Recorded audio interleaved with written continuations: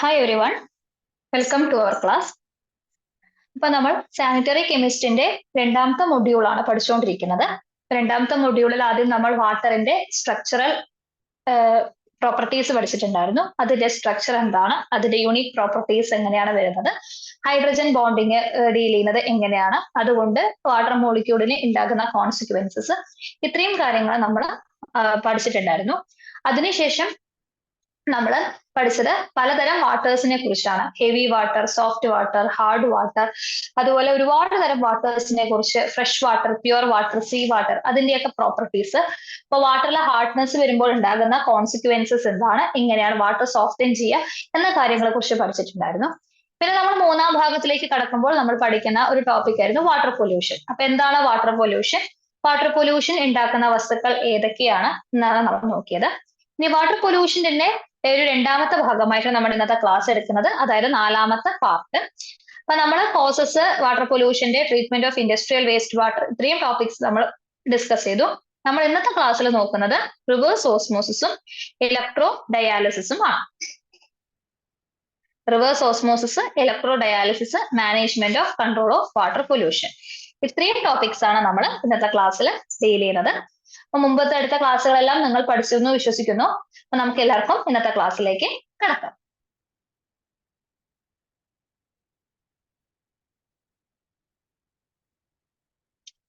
അപ്പൊ നമ്മൾ പഠിക്കുന്ന ആദ്യത്തെ മെത്തേഡാണ് ഇലക്ട്രോ ഡയാലിസിസ്. അപ്പൊ ഡയാലിസിസ് എന്ന് നമ്മൾ എല്ലാവരും കേട്ടിട്ടുണ്ടാവും. ഈവൻ നമ്മുടെ കിഡ്നിയുടെ നല്ല ഒരു ഫംഗ്ഷനിങ്ങിന് വേണ്ടി ചെയ്യുന്ന ഒരു പ്രോസസ്സാണ് ഡയാലിസിസ് എന്ന് പറയുന്നത്. ഇപ്പൊ ഇലക്ട്രോ ഡയാലിസിസ് എന്ന വാക്കിന്റെ അർത്ഥം അപ്പൊ എന്തായിരിക്കും? ഇലക്ട്രിക് ഫീൽഡിന്റെ പ്രസൻസിൽ ചെയ്യുന്നതിനെയാണ് ഇലക്ട്രോ ഡയാലിസിസ് എന്ന് പറയുന്നത്.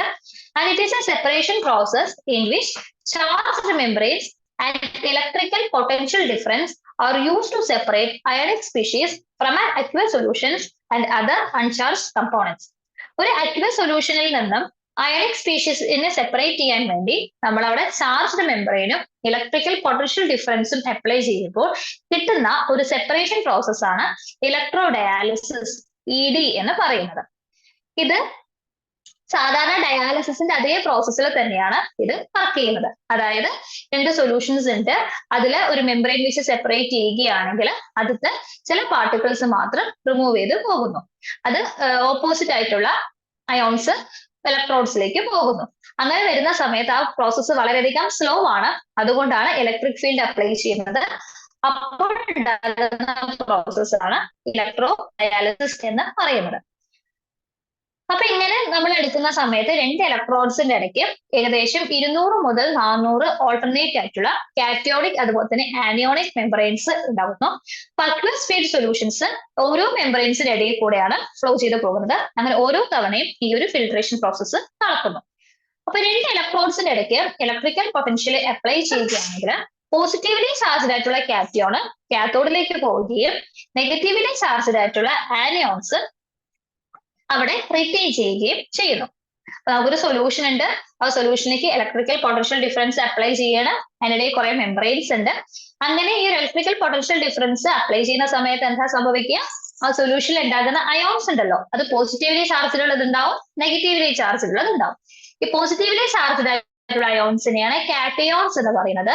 കാറ്റയോൺസ് എവിടേക്ക് പോകുന്നു? It move towards the cathode. കാറ്റയോണിനെ സംബന്ധിച്ച് പൊതുവെ അതിന്റെ സൈസ് കുറവാണ്. അതുകൊണ്ട് തന്നെ എക്സ്ചേഞ്ച് മെംബ്രെയിൻസിൽ കൂടി ഈസിലി അത് പാസ് ചെയ്ത് കാത്തോഡിലേക്ക് പോകും. പക്ഷേ നെഗറ്റീവ്ലി ചാർജ്ഡ് അയോൺസിനെയാണ് നമ്മൾ ആനിയോൺസ് എന്ന് പറയുന്നത്. അതിന് സ്വല്പം സൈസ് കൂടുതലാണ്. അതുകൊണ്ട് തന്നെ അത് മെംബ്രെയിൻസ് വഴി കടന്നു പോവുകയില്ല. അതെന്ത് ചെയ്യും? മെംബ്രെയിൻസിന്റെ ഉള്ളിൽ തന്നെ തങ്ങി നിൽക്കും. കാറ്റയോൺസ് മാത്രമേ മൂവ് ചെയ്ത് കാത്തോഡിലേക്ക് പോകുള്ളൂ.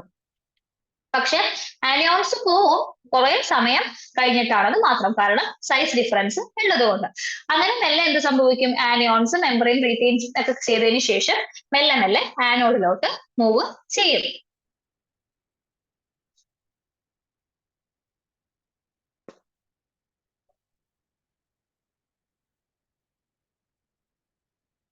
ഇങ്ങനെ അയോൺ സെലക്റ്റീവ് മെംബ്രെയിൻസിന്റെ അറേഞ്ച്മെന്റ് എടുക്കുകയാണെങ്കിൽ നമുക്ക് മൈഗ്രേറ്റിംഗ് അയോൺസിനെ ഒരു സെല്ലിൽ തന്നെ നമുക്ക് കോൺസെൻട്രേറ്റ് ചെയ്യാൻ പറ്റും. അതായത് ഒരു അറ്റത്ത് പോസിറ്റീവ് ആയിട്ടുള്ള അയോൺസ് ആയ കാറ്റയോൺസിനെയും വേറെ അറ്റത്ത് ആനിയോൺസിനെയും കളക്ട് ചെയ്യാൻ പറ്റും. അങ്ങനെ അയോൺസിൽ നിന്ന് നമ്മൾ റിമൂവ് ചെയ്തതിനു ശേഷം അതിനെ രണ്ട് സെപ്പറേറ്റ് സ്ട്രീംസിലേക്ക് കോൺസെൻട്രേറ്റ് ചെയ്യുകയാണ് ഈ ഇലക്ട്രോ ഡയാലിസിസിൽ വരുന്നത്. ഇപ്പൊ കാഥോഡ് നോക്കുമ്പോൾ ഇവിടെ പോസിറ്റീവ്ലി ചാർജ്ഡ് അയോൺസും ആനോഡിലേക്ക് നെഗറ്റീവ്ലി ചാർജ്ഡ് ആയിട്ടുള്ള അയോൺസും ആണ് ഉണ്ടാകുന്നത്. അപ്പൊ എന്താണ് ഇലക്ട്രോ ഡയാലിസിസ് എന്ന് മനസ്സിലായോ? ഡൗട്ട് ഉണ്ടോ?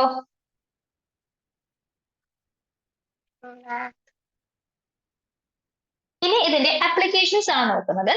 അപ്ലിക്കേഷൻ സമയത്ത് ഇലക്ട്രോ ഡയാലിസിസ് സിസ്റ്റം നമുക്ക് കണ്ടിന്യൂസ്ലി നമുക്ക് ഓപ്പറേറ്റ് ചെയ്യാൻ സാധിക്കും. അതായത് ബാച്ച് പ്രൊഡക്ഷൻ അല്ലെങ്കിൽ കണ്ടിന്യൂസ് പ്രൊഡക്ഷനിൽ നമുക്ക് ഇലക്ട്രോ ഡയാലിസിസ് എന്ന പ്രോസസ്സ് ഓപ്പറേറ്റ് ചെയ്യാൻ സാധിക്കും. ഇങ്ങനൊരു കണ്ടിന്യൂസ് പ്രോസസ്സിൽ ഒരു ഫീഡ് നമ്മുടെ സ്റ്റാക്സിന്റെ ഇടയിൽ കൂടി കടത്തി വിടുന്നു. അങ്ങനെ നമുക്ക് ഡിസൈഡ് പ്രോഡക്റ്റ് കിട്ടുന്നു വിത്ത് ഹയർ ക്വാളിറ്റി, നല്ല ക്വാളിറ്റിയോട് കൂടി വേണ്ട പ്രോഡക്റ്റ് നമുക്ക് വേർതിരിച്ചെടുക്കാൻ ഈ ഒരു ഇതിൽ വഴി സാധിക്കും. ബാച്ച് പ്രോസസ് ആണെങ്കിൽ ഡൈല്യൂട്ട് അല്ലെങ്കിൽ കോൺസെൻട്രേറ്റ് സ്ട്രീംസ് റീസർക്കുലേറ്റ് ചെയ്ത് അവസാനം ഫൈനൽ പ്രോഡക്റ്റ് കിട്ടുന്നവരെയും നമുക്ക് ഉപയോഗിക്കാൻ സാധിക്കും. ഇത് മെയിൻ ആയിട്ട് അപ്ലൈ ചെയ്യുന്നത് deionisation of aqueous solutions. Aqueous സൊല്യൂഷൻസിനെ ഡി അയണൈസ് ചെയ്യാൻ വേണ്ടിയിട്ടാണ്, അതിന്റെ ആ ചാർജ് കളയാൻ വേണ്ടിയിട്ടാണ് ഇലക്ട്രോ ഡയാലിസിസ് പ്രധാനമായിട്ടും യൂസ് ചെയ്യുന്നത്.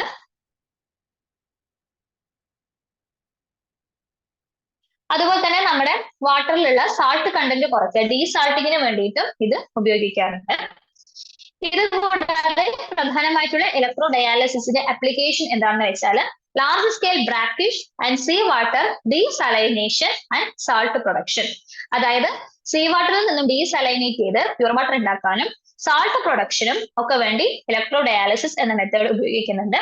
Drinking water production small scale ആയിട്ടും മീഡിയം സ്കെയിൽ ആയിട്ടും ഈ ഒരു പ്രോസസ്സ് അപ്ലൈ ചെയ്യുന്നുണ്ട്.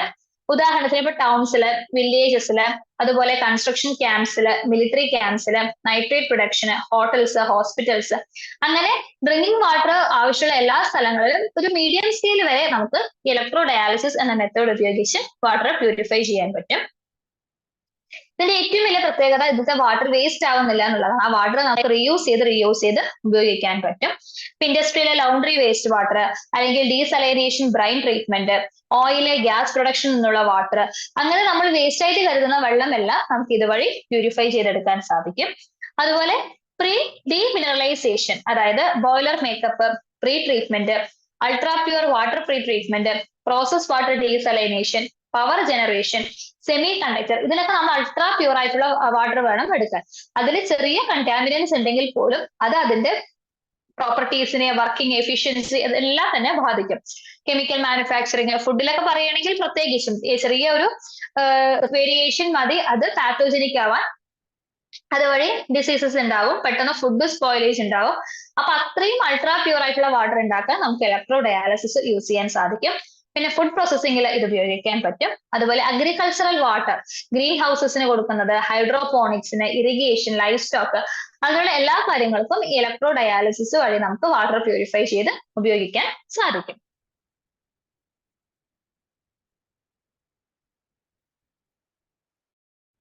അതുപോലെ ഗ്ലൈക്കോൾ ഡീസാൾട്ടിങ്, നമ്മൾ കാർസിലും ഒക്കെ ഉപയോഗിക്കുന്ന ആന്റി ഫ്രീസ് അല്ലെങ്കിൽ എഞ്ചിൻ കൂളൻസ് ആയിട്ട് ഉപയോഗിക്കുന്നത്, അതെല്ലാം ഈ ഇലക്ട്രോ ഡയാലിസിസിന് അപ്ലിക്കേഷൻ ആണ്. പിന്നെ ഗ്ലിസറിൻ പ്യൂരിഫിക്കേഷനും ഇലക്ട്രോ ഡയാലിസിസ് യൂസ് ചെയ്യാറുണ്ട്. അപ്പൊ ഇലക്ട്രോ ഡയാലിസിസ് എന്ന് പറഞ്ഞാൽ എന്താണ്? Dialysis in the presence of electric field. അങ്ങനെ ഇലക്ട്രിക് ഫീൽഡിന്റെ പ്രസൻസിൽ ഒരു അക്വസ് സൊല്യൂഷനെ നമ്മൾ അപ്ലൈ ചെയ്യുന്ന സമയത്ത് അത് കുറെ മെംബ്രെയിൻസ് ഉണ്ട്, പോസിറ്റീവ് അയോൺസും നെഗറ്റീവ് അയോൺസും സെപ്പറേറ്റ് ചെയ്യുന്നു. ആ ഒരു ചെറിയ ഒരു പ്രോസസ്സിനെ പറയുന്നതാണ് ഇലക്ട്രോ ഡയാലിസിസ്. അതിന്റെ പ്രധാനപ്പെട്ട അപ്ലിക്കേഷൻസ് വാട്ടർ പ്യൂരിഫിക്കേഷൻ ആണ്. ഒരു റിവേഴ്സ് ഓസ്മോസിന് ഓൾട്ടർനേറ്റീവ് ആയിട്ട് ഉപയോഗിക്കാൻ പറ്റുന്ന ഒരു മെത്തേഡാണ് ഇലക്ട്രോ ഡയാലിസിസ് എന്ന് പറയുന്നത്. അത് പണ്ട് തൊട്ടേ നമുക്ക് ഉപയോഗിക്കാൻ പറ്റുന്നതാണ്. ഒരു സ്മോൾ സ്കെയിൽ അല്ലെങ്കിൽ ഒരു മീഡിയം സ്കെയിൽ ലെവലിലേക്കല്ല ഇത് നമുക്ക് ഉപയോഗിക്കാൻ സാധിക്കും.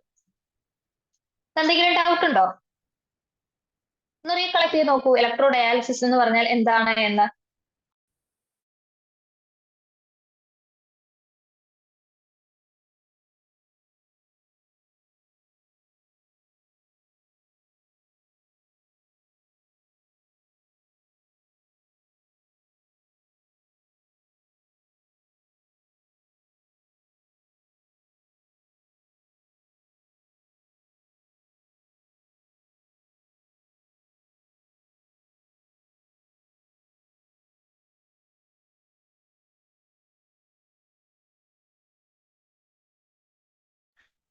ക്ലിയർ അല്ലേ? നമ്മളിനി അടുത്തത് പഠിക്കാൻ പോകുന്നത് റിവേഴ്സ് ഓസ്മോസിസ്. വളരെയധികം നമ്മൾ കേട്ട് പരിചയമുള്ള ഒരു ടോപ്പിക്കാണ് ഈ റിവേഴ്സ് ഓസ്മോസിസ്, RO എന്ന് പറയുന്നത്. റിവേഴ്സ് ഓസ്മോസിസ് എന്ന് പറഞ്ഞാൽ എന്താണ്? പേര് പോലെ തന്നെ ഓസ്മോസിസിന്റെ റിവേഴ്സ് ആണ് റിവേഴ്സ് ഓസ്മോസിസ് എന്ന് പറയുന്നത്. നമ്മളൊരു എക്സാമ്പിൾ പറയുകയാണെങ്കിൽ,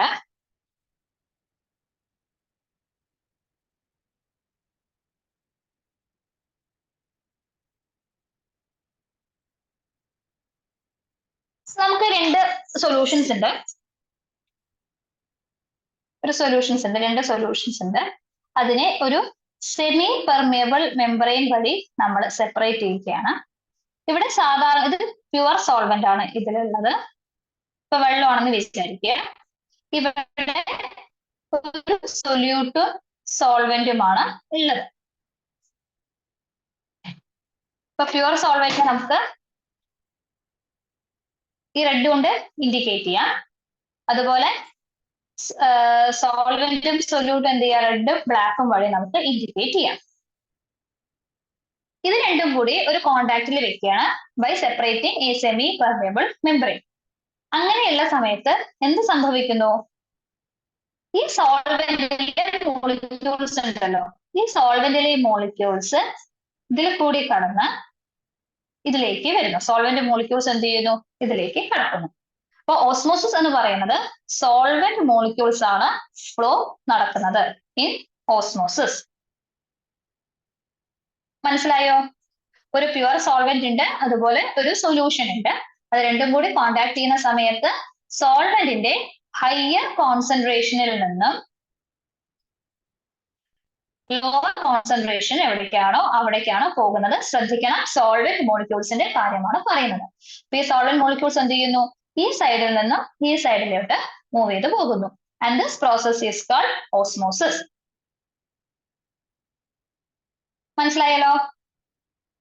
ഇനി നമ്മള് എക്സസ് പ്രഷർ ഈ സൊല്യൂഷൻ സൈഡിൽ ഇവിടെ നമ്മൾ അപ്ലൈ ചെയ്യണമെന്നുണ്ടെങ്കിൽ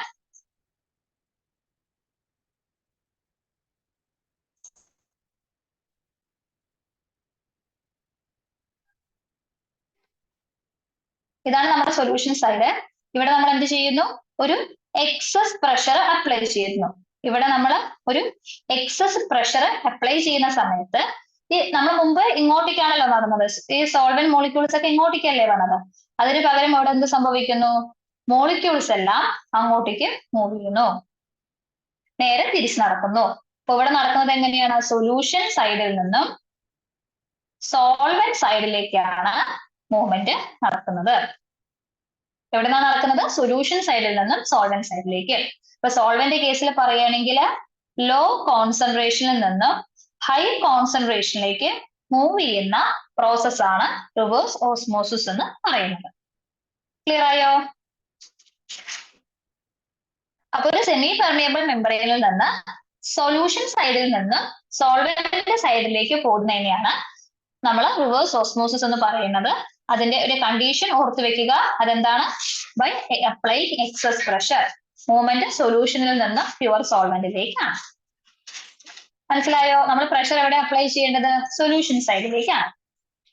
അപ്പൊ നമ്മൾ എത്ര പ്രഷർ അപ്ലൈ ചെയ്യുമ്പോഴാണോ ഈ ഓസ്മോസിസ് നമുക്ക് സ്റ്റോപ്പ് ചെയ്യാൻ സാധിക്കുന്നത്? And that is called osmotic pressure.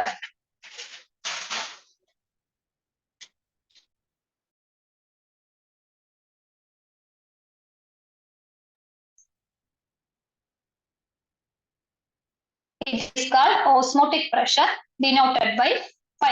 Phi വെച്ചിട്ടാണ് ഓസ്മോട്ടിക് പ്രഷർ ഡിനോട്ട് ചെയ്യുന്നത്. ഓസ്മോട്ടിക് പ്രഷർ എന്ന് പറഞ്ഞാൽ എന്താണ്? The pressure applied to stop osmosis. Osmosis prevent ചെയ്യാൻ വേണ്ടി അപ്ലൈ ചെയ്യുന്ന പ്രഷർ ആണ് ഓസ്മോട്ടിക് പ്രഷർ എന്ന് പറഞ്ഞാല്. അപ്പൊ നമ്മൾ ഓസ്മോസിസ് പ്രിവെന്റ് ചെയ്യാൻ വേണ്ടി പ്രഷർ അപ്ലൈ ചെയ്തു, അവിടെ ഓസ്മോസിസ് നിന്നു. ഇനി അതിൽ കൂടുതൽ പ്രഷർ അപ്ലൈ ചെയ്യുന്ന സമയത്ത് എന്ത് സംഭവിക്കും? റിവേഴ്സ് ഓസ്മോസിസ് പ്രഷർ അപ്ലൈ ചെയ്യുമ്പോഴാണ് അവിടെ എന്ത് നടക്കുന്നത്? റിവേഴ്സ് ഓസ്മോസിസ് നടക്കുന്നത്. Excess pressure should be applied on the side of solution side. Clear ആയോ? അപ്പൊ ഇതൊരു മെംബ്രെയിൻ ട്രീറ്റ്മെന്റ് പ്രോസസ് ആണ്. അവിടെ ഉപയോഗിക്കുന്ന മെംബ്രെയിന്റെ പ്രത്യേകത എന്താണ്? It is semi permeable membrane. It is primarily used to separate dissolved solutes from water. ഒരു വാട്ടറിൽ ഡിസോൾവ്ഡ് സൊല്യൂട്ട്സിനെ റിമൂവ് ചെയ്യാൻ ഉപയോഗിക്കുന്ന ഒരു മെത്തേഡാണ് റിവേഴ്സ് ഓസ്മോസിസ് എന്ന് പറയുന്നത്. ഇത് പ്രധാനമായിട്ടുമുള്ള ഇൻഡസ്ട്രിയൽ അപ്ലിക്കേഷൻ എന്ന് പറഞ്ഞാൽ ഡ്രിങ്കിങ് വാട്ടർ പ്യൂരിഫിക്കേഷൻ ആണ്. ഇതിന്റെ പ്രൈമറി അപ്ലിക്കേഷൻ എന്ന് പറഞ്ഞാൽ ഡ്രിങ്കിങ് വാട്ടർ പ്യൂരിഫിക്കേഷൻ ആണ്. അവിടെ എന്താണ് സംഭവിക്കുന്നത്? ഇപ്പൊ ഡ്രിങ്കിങ് സീ വാട്ടർ ഉണ്ട്, ഇത് സീ വാട്ടർ ആണ്. സെമി പെർമേബിൾ മെംബ്രെയിൻ വെച്ച് ഇത് പ്യുവർ വാട്ടർ ആണ്. അപ്പൊ നമ്മളെ സംബന്ധിച്ച് ഇത് സോൾവെന്റും ഇത് പ്യുവർ സോൾവെന്റും ഇത് സൊല്യൂഷനുമാണ്. അപ്പൊ നമ്മൾ പ്രഷർ എവിടേക്ക് അപ്ലൈ ചെയ്യണം? അതെ, ഇവിടേക്ക് നമ്മൾ പ്രഷർ അപ്ലൈ ചെയ്യുകയാണെങ്കിൽ എന്ത് സംഭവിക്കുന്നു? ഈ സീ വാട്ടറിലുള്ള അയോൺസ് ഒക്കെ ഇവിടെ നിന്ന് വാട്ടർ മോളിക്യൂൾസ് ഈ പ്യുവർ വാട്ടറിലേക്ക് പോകുന്നു. അങ്ങനെ നമുക്ക് പ്യുവർ വാട്ടറിന്റെ അളവ് കൂടുതൽ കിട്ടുന്നു. അങ്ങനെ വാട്ടർ പ്യൂരിഫൈ ചെയ്യാൻ സാധിക്കുന്നു. മനസ്സിലായോ? ഒന്നും കൂടി പറയണം.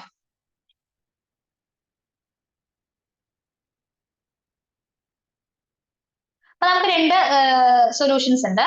ഒന്ന് നമുക്ക് സീ വാട്ടറും ഒരു സെമി പെർമേബിൾ മെംബ്രെയിൻ സെപ്പറേറ്റ് ചെയ്ത് പ്യുവർ വാട്ടറും ഉണ്ട്. അപ്പൊ ഇതിലുള്ളത് സീ വാട്ടർ ആണ്, ഇതിലുള്ളത് പ്യുവർ വാട്ടർ ആണ്. അപ്പൊ നമ്മളെ സംബന്ധിച്ച് ഇതെന്ന് പറഞ്ഞാൽ സോൾവെന്റ്, പ്യുവർ സോൾവെന്റും ഇതെന്ന് പറഞ്ഞാൽ സൊല്യൂഷനുമാണ്. അപ്പൊ നമ്മൾ പ്രഷർ ഇതിലേക്കാണ് അപ്ലൈ ചെയ്യുന്നത്.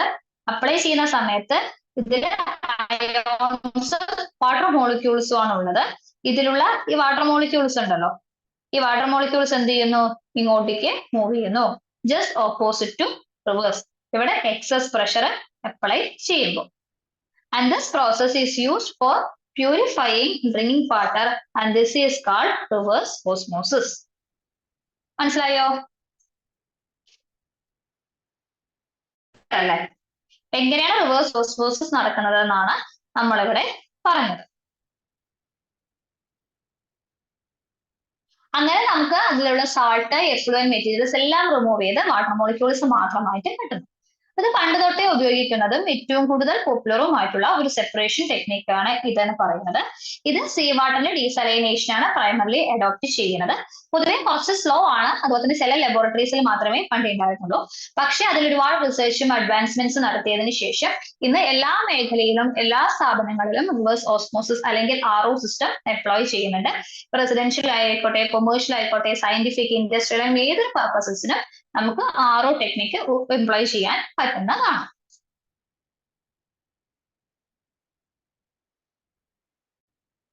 അടുത്തതിന്റെ പ്രിൻസിപ്പിൾ. അപ്പൊ പ്രിൻസിപ്പിൾ ഞാൻ പറഞ്ഞിട്ടുണ്ടായിരുന്നു, ഒരു മെംബ്രെയിൻ വഴിയാണ് ഇത് സെപ്പറേഷൻ നടക്കുന്നത്. അപ്പൊ സൊല്യൂട്ടിലെ വലിയ വലിയ മോളിക്യൂൾസ് അവിടെ തന്നെ നിന്ന് സോൾവെന്റിന്റെ മോളിക്യൂൾസ് മാത്രമേ അങ്ങോട്ടേക്ക് കടന്നു പോവുകയുള്ളൂ. അപ്പൊ നമ്മുടെ സീ വാട്ടറിന്റെ കേസസിലാണെങ്കിൽ വാട്ടർ മോളിക്യൂൾസ് ആണ് സോൾവെന്റ്, അത് മാത്രമേ സെമി പെർമിയബിൾ മെംബ്രെയിൻ കടന്ന് അങ്ങോട്ടേക്ക് പോവുകയുള്ളൂ. ബാക്കിയെല്ലാം സൊല്യൂട്ട് എല്ലാം എവിടെ തന്നെ നിൽക്കുന്നു? എവിടെയാണോ നമ്മൾ പ്രഷർ അപ്ലൈ ചെയ്യുന്ന സൊല്യൂഷൻ സൈഡിൽ തന്നെ അവിടെ സൊല്യൂട്ട് മോളിക്യൂൾസ് നിൽക്കുന്നു. പ്യുവർ സോൾവെന്റ് മാത്രം മെംബ്രെയിൻ കടന്ന് അപ്പുറത്തേക്ക് പോകുന്നു. ഇങ്ങനെ നടക്കുന്ന സമയത്ത് തുടങ്ങിയതിനേക്കാളും സൊല്യൂട്ടിന്റെ കോൺസെൻട്രേഷൻ അവസാനമാകുമ്പോഴേക്കും കോൺസെൻട്രേറ്റ് ചെയ്യും, മറ്റേത് ഡൈല്യൂട്ട് ആവുകയും ചെയ്യുന്നു. ഇനി ലെവൽസ് ഓഫ് സൊല്യൂഷനും നമുക്ക് മാറ്റാൻ സാധിക്കും.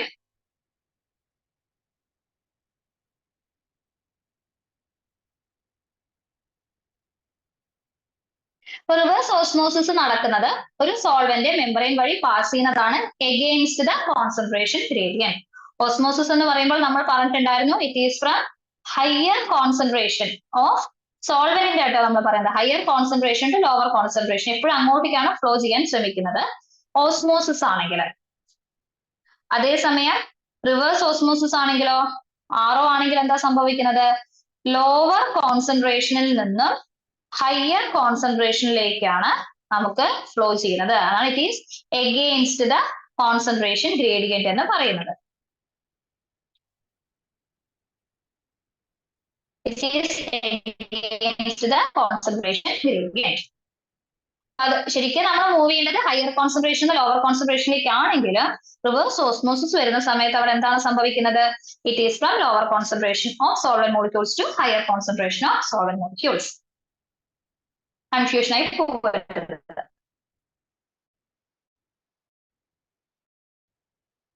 അപ്പൊ ഓസ്മോട്ടിക് പ്രഷർ ആണ് മുമ്പ് പറഞ്ഞ പൈ എന്ന ടേം വരുന്നത്. പൈ കൊണ്ടാണ് ഡിനോട്ട് ചെയ്യുന്നത്. പൈ ആണ് ഓസ്മോട്ടിക് ചെയ്യുന്നത്. അതിന്റെ ഇക്വേഷൻ ഓർത്ത് വെക്കുക. Pi is equal to C R T. C എന്ന concentration, R universal gas constant, T temperature. Osmotic pressure എന്ന് പറഞ്ഞാൽ it is a minimum pressure required to stop solvent flow through the semipermeable membrane. അതായത് osmosis stop ചെയ്യാൻ വേണ്ടി apply ചെയ്യുന്ന minimum പ്രഷറിനെയാണ് osmotic pressure എന്ന് പറയുന്നത്. അപ്പൊ നമ്മൾ പ്രഷർ അപ്ലൈ ചെയ്യേണ്ടത് സൊല്യൂഷൻ സൈഡിലാണ്. അങ്ങനെ ആ ഒരു പ്രഷർ അപ്ലൈ ചെയ്യുന്നത്, അപ്ലൈഡ് പ്രഷർ ഓസ്മോട്ടിക് പ്രഷറിനേക്കാളും കൂടുതലാവുന്ന സമയത്താണ് സൊല്യൂഷൻ സൈഡിൽ നിന്നും പ്യുവർ സോൾവെന്റിന്റെ സൈഡിലേക്ക് സോൾവെന്റ് മോളിക്യൂൾസ് പോകുന്നത്. അതായത് ലോ കോൺസെൻട്രേഷൻ നിന്ന് ഹൈ കോൺസെൻട്രേഷനിലേക്ക് പോകുന്നത്. അങ്ങനെയുള്ള inverse solvent movement through semi permeable membrane, ആ പ്രോസസ്സിനെ പറയുന്ന പേരാണ് reverse osmosis. Osmotic pressure colligative പ്രോപ്പർട്ടിയാണ്. അതായത് ആ സൊല്യൂഷന്റെ കോൺസെൻട്രേഷനെ അത് ഡിപ്പെൻഡ് ചെയ്യും. അപ്പൊ വാട്ടർ പ്യൂരിഫിക്കേഷനെ എംപ്ലോയ് ചെയ്യുന്ന ഏറ്റവും പ്രധാനപ്പെട്ട ഒരു പ്രോസസ്സാണ് റിവേഴ്സ് ഓസ്മോസിസ് എന്ന് പറയുന്നത്. ഇന്ന് നമ്മൾ വീടുകളിൽ ഉപയോഗിക്കുന്ന അല്ലെങ്കിൽ ഏത് സ്ഥാപനങ്ങളിലായിക്കോട്ടെ ഉപയോഗിക്കുന്ന വാട്ടർ പ്യൂരിഫയേഴ്സ് 90% റിവേഴ്സ് ഓസ്മോസിസിന്റെ ആണ്. റിവേഴ്സ് ഓസ്മോസിസ് എങ്ങനെയാണ് വർക്ക് ചെയ്യുന്നത് മനസ്സിലായല്ലോ. പ്രഷർ അപ്ലൈ ചെയ്യുമ്പോഴാണ് ഇത് വർക്ക് ചെയ്യുന്നത്. പ്രഷർ അപ്ലൈ ചെയ്യുന്നു, വാട്ടർ മോളിക്യൂൾസ് ഇതിലേക്ക് കടന്നു പോകുന്നു. ഇങ്ങനെ വാട്ടർ മോളിക്യൂൾസ് മാത്രം കടന്നു പോകുമ്പോഴാണ് നമുക്ക് ഈ ഫ്രഷ് വാട്ടറിന്റെ വോളിയം കൂടുന്നത്. പ്രഷർ ഇവിടെയാണ് അപ്ലൈ ചെയ്യുന്നത്. ഇവിടെയാണ് പ്രഷർ അപ്ലൈ ചെയ്യുന്നത്. മനസ്സിലായോ? ഇത് പ്യുവർ സോൾവെന്റ് ആണ്. Pure solvent. ഇതോ സൊല്യൂഷൻ സൈഡുമാണ് വരുന്നത്. ക്ലിയർ അല്ലേ? ജസ്റ്റ് ഒന്ന് റിവൈസ് ചെയ്ത് നോക്കൂ. എന്താണ് reverse osmosis?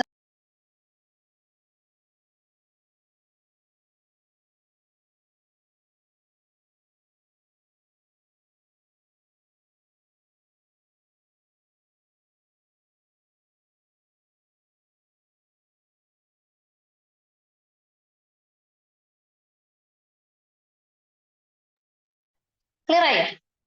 Okay. Reverse ഓസ്മോസിസിന്റെ benefits എന്തൊക്കെയാണ്, അതുകൊണ്ടുള്ള ഉപയോഗങ്ങൾ എന്തൊക്കെയാണ്? നമ്മൾ ഈ പ്രോസസ്സ് വഴി ഡിസോൾവ്ഡ് സബ്സ്റ്റൻസസ്, സസ്പെൻഡ് ആയിട്ടുള്ള കെമിക്കൽ പാർട്ടിക്കിൾസിനൊക്കെ റിമൂവ് ചെയ്യാൻ പറ്റും. അതുപോലെ തന്നെ ബയോളജിക്കൽ എൻടൈറ്റീസിനെയും നമുക്ക് റിമൂവ് ചെയ്യാൻ സാധിക്കും. പിന്നെ ഈ ടെക്നിക്കിൽ നമുക്ക് ലിക്വിഡ് വേസ്റ്റ് ഡിസ്ചാർജ് അതിനൊക്കെ ആപ്ലിക്കേഷൻ വൈഡ് ടെക്നിക്കാണ് ഇതിൽ ഉള്ളത്. അപ്പോൾ വാട്ടർ പ്യൂരിഫൈ ചെയ്ത് ഡിസീസസ് പ്രിവെന്റ് ചെയ്യാൻ റിവേഴ്സ് ഓസ്മോസിസ് വഴി സഹായിക്കും. സീ വാട്ടർ ഡീസലൈനേറ്റ് ചെയ്യാൻ ഇതുവഴി സഹായിക്കും. ഏറ്റവും കൂടുതൽ ആപ്ലിക്കേഷൻ മെഡിക്കൽ ഫീൽഡിലാണ് വരുന്നത്. പിന്നെ ഇതിന്റെ അഡ്വാൻറ്റേജസ് എന്ന് പറഞ്ഞാൽ ഇതിലെ ബാക്ടീരിയ, വൈറസസ്, പൈറോജൻ മെറ്റീരിയൽസ് അതെല്ലാം തന്നെ ഈ മെംബ്രെയിൻ കടന്ന് അങ്ങോട്ടേക്ക് വരികയില്ല. അതുകൊണ്ട് RO വാട്ടർ ഏകദേശം ഡിസ്റ്റിൽഡ് വാട്ടറിന്റെ ആ ക്വാളിറ്റിയിലാണ് മീറ്റ് ചെയ്യുന്നത്. പിന്നെ വളരെ കോമ്പാക്ട് ആണ്. കുറവ് സ്പേസ് മതി അതിനെ ഒക്യുപ്പൈ ചെയ്യാൻ. അതുകൊണ്ട് നമുക്ക് വീടുകളിൽ വെക്കുമ്പോഴും ഒരുപാട് സ്പേസ് കൺസ്യൂം ചെയ്യുകയില്ല. ഏകദേശം നമുക്ക് ആ മെംബ്രെയിന് 1 to 2 years ആണ് നിൽക്കുന്നത്. അതിനുശേഷം മാത്രമേ നമുക്ക് റീപ്ലേസ് ചെയ്യേണ്ട കാര്യമുള്ളൂ. പീരിയോഡിക് ആയി കംപ്ലീറ്റ് ആയിട്ട് സ്റ്റെറിലൈസ് ചെയ്യുകയാണെങ്കിൽ കുറച്ചും കൂടെ നല്ലതായിരിക്കും. ഫോർമാലിനോ മറ്റോ സ്റ്റെറിലന്റോ ഉപയോഗിക്കുകയാണെങ്കിൽ കുറച്ചും കൂടെ അതിന് എഫിഷ്യൻസി കിട്ടുന്നു. അതുപോലെ തന്നെ കുറെ പോരായ്മകളും റിവേഴ്സ് ഓസ്മോസിസിനുണ്ട്. സെല്ലുലോസ് അസറ്റേറ്റ് മെംബ്രെയിൻസിനൊക്കെ ആണെങ്കിൽ ലിമിറ്റഡ് pH ടോളറൻസേ ഉള്ളൂ. അപ്പൊ pH-ന് വേറെ ഒരുപാട് വലിയ വ്യതിയാനങ്ങൾ വരുന്നെങ്കിൽ മെംബ്രെയിൻ ഡീഗ്രേഡ് ചെയ്ത് പോകുമ്പോൾ 35°C മുകളിൽ പോവുകയാണെങ്കിൽ ഈ മെംബ്രെയിൻസ് ഡീഗ്രേഡ് ചെയ്യും. they are vulnerable to bacteria and eventually hydrolysis. അവസാനം മെംബ്രെയിൻ നശിച്ചു പോവുകയാണെങ്കിൽ ഈ ഓസ്മോസിസ് ഒന്നും നടക്കുന്നതല്ല. ഇനി പോളിഅമൈഡ് മെംബ്രെയിൻസ് എടുക്കുകയാണെങ്കിൽ അതും 35°C മുകളിൽ ഇൻടോളറന്റ് ആണ്. അതുപോലെ തന്നെ ഫ്രീ ക്ലോറിൻ ആയിട്ട് വരികയാണെങ്കിൽ ക്ലോറിൻ കണ്ടെയ്നിങ് വാട്ടർ ആണെങ്കിലും ടോളറൻസ് വളരെ കുറവാണ്. ഇനി പ്രീഫെയിൻ കമ്പോസിറ്റ്സും ക്ലോറിന് ഇൻടോളറന്റ് ആണ്. ഹൈഫ്ലക്സ് പോളിസൾഫോൺസ് ഒക്കെ ഉപയോഗിക്കുകയാണെങ്കിൽ വാട്ടർ സോഫ്റ്റനിങ് വേണ്ടി അയനൈസേഷൻ ഒക്കെ ആവശ്യമാണ്. അപ്പൊ അങ്ങനത്തെ കോസ്റ്റ്ലി മെറ്റീരിയൽസ് ഉപയോഗിക്കുന്ന സമയത്ത് RO സിസ്റ്റം എക്സ്പെൻസീവ് ആയിട്ട് മാറും. അപ്പൊ ഏതൊരു കാര്യത്തിനും പോസിറ്റീവ്സും ഉണ്ടാവും നെഗറ്റീവ്സും ഉണ്ടാവും. അടുത്ത കാര്യം എന്ന് പറയുന്നത് വാട്ടർ പൊല്യൂഷൻ എങ്ങനെയെല്ലാം കൺട്രോൾ ചെയ്യാം. നമ്മൾ വാട്ടർ പൊല്യൂഷനിൽ പഠിക്കുന്ന രണ്ട് മെത്തേഡ്സ് ആണ് ഇലക്ട്രോ ഡയാലിസിസും റിവേഴ്സ് ഓസ്മോസിസും. ഇലക്ട്രോ ഡയാലിസിസ് ആണെങ്കിലും റിവേഴ്സ് ഓസ്മോസിസ് ആണെങ്കിലും വാട്ടറിനെ എങ്ങനെയാണ് പ്യൂരിഫൈ ചെയ്യുക എന്നാണ് നോക്കിയത്. ഇത് നമുക്ക് വാട്ടർ പൊല്യൂഷൻ എങ്ങനെയെല്ലാം കൺട്രോൾ ചെയ്യാം. അപ്പൊ വാട്ടർ പൊല്യൂഷനെ കൺട്രോൾ ചെയ്യാൻ ഒരു സാധനം കേടുവരുത്തിയിട്ട് അതിനെ ട്രീറ്റ് ചെയ്ത് അതിന്റെ ദൂഷ്യമായിട്ടുള്ളത് മാറ്റുന്നതിനേക്കാളും നല്ലതാണ് അത് ഉണ്ടാവാതിരിക്കാൻ നോക്കുന്നത്. Prevention is always better than cure. അതുപോലെ തന്നെ സീവേജ് വേസ്റ്റ് ഡയറക്റ്റ് ആയിട്ട് വാട്ടർ ബോഡീസിലേക്ക് റിലീസ് ചെയ്യാതെ അതിനെ ഒന്ന് ട്രീറ്റ്മെന്റ് നടത്തിയതിനു ശേഷം മാത്രം ഡിസ്ചാർജ് ചെയ്യുക. അങ്ങനെ ആ ഇനീഷ്യൽ ടോക്സിസിറ്റി മറ്റുള്ള വസ്തുക്കളൊക്കെ നമുക്ക് കുറയ്ക്കാൻ പറ്റുകയാണെങ്കിൽ ഒരു പരിധി വരെ നമുക്ക് വാട്ടർ പൊല്യൂഷൻ കൺട്രോൾ ചെയ്യാൻ സാധിക്കും. ഇപ്പൊ സെക്കൻഡറി ട്രീറ്റ്മെന്റ് ഒക്കെ നടത്തിയിട്ടാണ് ഇത് വരുന്നുണ്ടെങ്കിൽ നമുക്ക് ആ വാട്ടറിനെ സാനിറ്ററി സിസ്റ്റത്തിലോ അഗ്രികൾച്ചറൽ ഫീൽഡിലോ ഒക്കെ റീയൂസ് ചെയ്യാൻ സാധിക്കും. കാരണം അതൊക്കെ ബയോളജിക്കൽ ട്രീറ്റ്മെന്റ് ആണല്ലോ നമ്മൾ നടത്തുന്നത്. അതുപോലെ ഒരു പ്ലാന്റ് ഉണ്ട് വാട്ടർ ഹയാസിൻത് എന്ന് പറയുന്നത്. അത് ഡിസോൾവ് ആയിട്ടുള്ള ടോക്സിക് കെമിക്കൽസ് ആയ കാഡ്മിയം മറ്റുള്ള എലമെന്റ്സിനെയൊക്കെ അബ്സോർബ് ചെയ്യും. അതുകൊണ്ട് തന്നെ നമുക്ക് വാട്ടർ ഹയാസിൻത് ഒക്കെ ഉപയോഗിക്കുകയാണെങ്കിൽ വാട്ടറിലെ ടോക്സിസിറ്റി ഒരു പരിധിവരെ കുറയ്ക്കാൻ സാധിക്കും. പക്ഷെ വാട്ടർ ഹയാസിൻത് എന്ന് പറയുന്നത് ഒരു വാട്ടർ വീടും കൂടിയാണ്. അതുകൊണ്ട് അത് വളരെയധികം ദോഷകരമായിട്ട് എക്കോസിസ്റ്റത്തെ ബാധിക്കുമ്പോൾ ഒരു പരിധിക്കപ്പുറം അത് ഇടാൻ പറ്റില്ല. എന്നാലും ഒരു ലെവൽ വരെ നമുക്ക് കാഡ്മിയത്തെയൊക്കെ കുറയ്ക്കാൻ ഇത് സഹായിക്കുന്നുണ്ട്. പിന്നെ എവിടെയാണ് പൊല്യൂട്ടൻസിന്റെ അളവ് കൂടുതൽ ആ റീജിയൻസിനെയൊക്കെ ഒന്ന് മാർക്ക് ചെയ്ത് അവിടുത്തെ വാട്ടറിനെയൊക്കെ ശ്രദ്ധിക്കുകയാണെങ്കിൽ വാട്ടർ പൊല്യൂഷൻ നമുക്ക് കുറയ്ക്കാൻ സാധിക്കും. പിന്നെ മാക്സിമം നമുക്ക് വാട്ടർ പൊല്യൂഷൻ കുറയ്ക്കാൻ precipitation, ion exchange process, reverse osmosis, coagulation ഇവയൊക്കെ ഒന്ന് നടത്തുന്നത് നല്ലതായിരിക്കും. പിന്നെ ഇൻഡിവിജ്വൽ റീയൂസിങ്, റെഡ്യൂസിങ്, റീസൈക്ലിംഗ്. എപ്പോഴാണോ നമ്മൾ ഏതൊരു വസ്തുവാണെങ്കിലും മാക്സിമം റീയൂസ് ചെയ്യുക, റീസൈക്കിൾ ചെയ്യുക, അതിന്റെ ഉപയോഗം കുറയ്ക്കുക. അങ്ങനെ ചെയ്യുകയാണെങ്കിൽ വാട്ടർ പൊല്യൂഷന്റെ എഫക്ട്സ് കുറയ്ക്കാൻ സാധിക്കും. ഉദാഹരണത്തിന് ഇപ്പൊ പൊല്യൂട്ടന്റ് ആയ പ്ലാസ്റ്റിക് യൂസ് ആൻഡ് ത്രോ ചെയ്യാതെ റീയൂസ് ചെയ്യാൻ പറ്റുന്ന പ്ലാസ്റ്റിക്സ് ഉപയോഗിക്കുക, അല്ലെങ്കിൽ റീസൈക്കിൾ ചെയ്യാൻ പറ്റുന്ന പ്ലാസ്റ്റിക്സ് ഉപയോഗിക്കുക. അതുപോലെ പ്ലാസ്റ്റിക്സിന്റെ ഉപയോഗം കുറയ്ക്കുക. അങ്ങനെയൊക്കെ ചെയ്യുമ്പോൾ തന്നെ പൊല്യൂഷന്റെ വലിയൊരു അളവ് കുറയ്ക്കാൻ സാധിക്കും. പിന്നെ പവർ പ്ലാന്റിൽ നിന്ന് വരുന്ന വാട്ടേഴ്സ് ഒക്കെ നല്ല ഹോട്ട് വാട്ടർ ആയിരിക്കും. അതൊക്കെ ഡയറക്റ്റ് ആയിട്ട് പോവുകയാണെങ്കിൽ വാട്ടർ ബോഡീസിന് അത് ഒരുപാട് എഫക്ട് ചെയ്യും. കാരണം അത് അക്വാറ്റിക് ലൈഫ് ഓർഗാനിസംസ് ഒക്കെ ടെമ്പറേച്ചർ ഡിപെൻഡന്റ് ആണ്. അപ്പൊ ഈ ഹോട്ട് വാട്ടറിനെ കൂൾ ചെയ്തതിനു ശേഷം മാത്രം പവർ പ്ലാന്റിലേക്ക് വിടുക. പിന്നെ ഡൊമസ്റ്റിക് ക്ലീനിങ്, അത് ടാങ്ക്സില്, സ്ട്രീംസില്, റിവേഴ്സില്, അതായത് ഡ്രിങ്കിങ് വാട്ടർ സപ്ലൈ ചെയ്യേണ്ടതൊക്കെ പ്രൊഹിബിറ്റ് ചെയ്യുക. പിന്നെ ഒരുപാട് ഫെർട്ടിലൈസേഴ്സും ഇൻസെക്ടിസൈഡ്സും ഉപയോഗിക്കാതിരിക്കുക. അങ്ങനെ വരുമ്പോഴാണ് യൂട്രോഫിക്കേഷൻ തുടങ്ങിയ ഇത് ഉണ്ടാകുന്നത്. പിന്നെ കെമിക്കൽ ഫെർട്ടിലൈസേഴ്സിന് പകരം ഓർഗാനിക് ഫെർട്ടിലൈസേഴ്സ് ഉപയോഗിക്കുക, അനിമൽ വേസ്റ്റ് ഉപയോഗിക്കുക. അങ്ങനെയൊക്കെ ചെയ്യുമ്പോൾ ഈ കെമിക്കൽസിന്റെ അളവ് വളരെ ഒരു പരിധി വരെ നമുക്ക് കുറയ്ക്കാൻ സാധിക്കുന്നു.